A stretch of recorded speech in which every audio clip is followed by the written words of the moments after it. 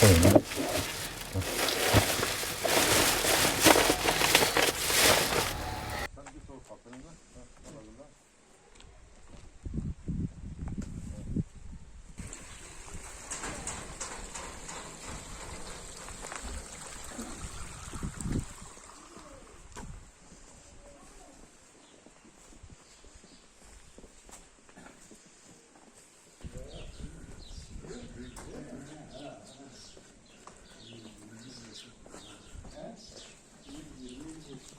E, 11 ayın sultanı olan Ramazan ayını bitirmek üzereyiz. Ramazan ayının son günlerindeyiz.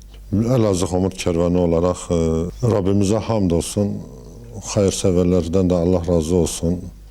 Hayırseverlerimiz bu konuda titiz davrandılar.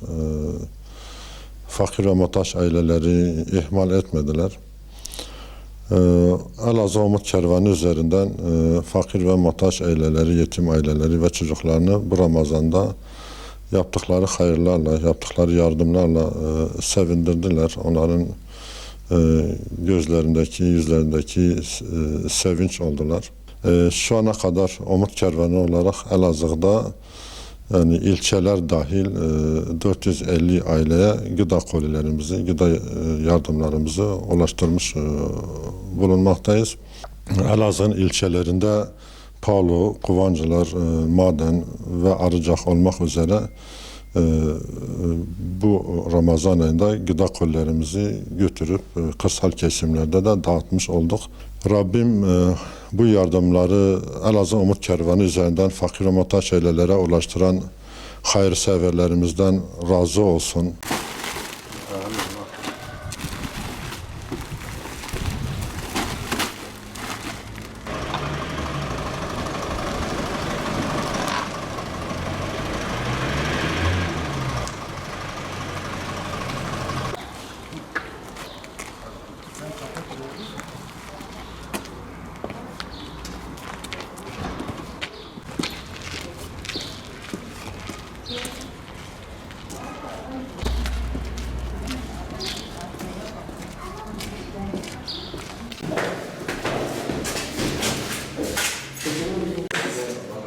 İyisin.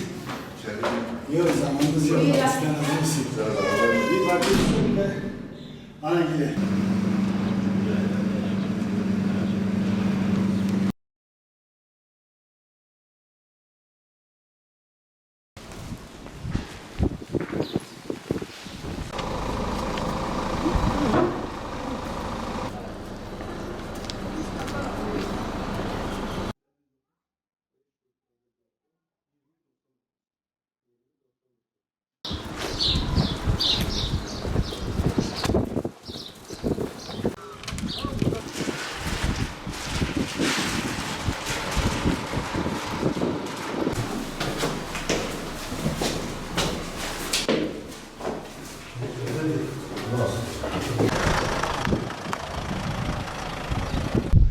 Kovancılar Umut Kervanı olarak yıl boyu çalışmalarımız devam ediyor.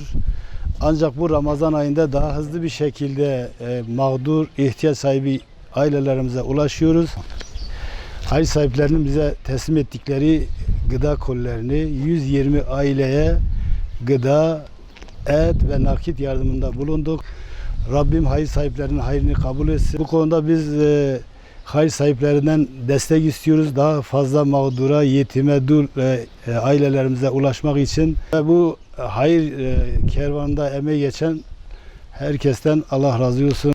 Kovancılar Umut Kervanı olarak tüm İslam aleminin Ramazan bayramını tebrik ediyorum. Rabbim hayırlarını kabul etsin. Allahu Teala tuttukları oruçlarını kabul etsin. Ayrıca Kovancılar'daki halkımıza bu konuda destek verdikleri için hepsine ayrı ayrı teşekkür ediyorum. Allah sizden razı olsun.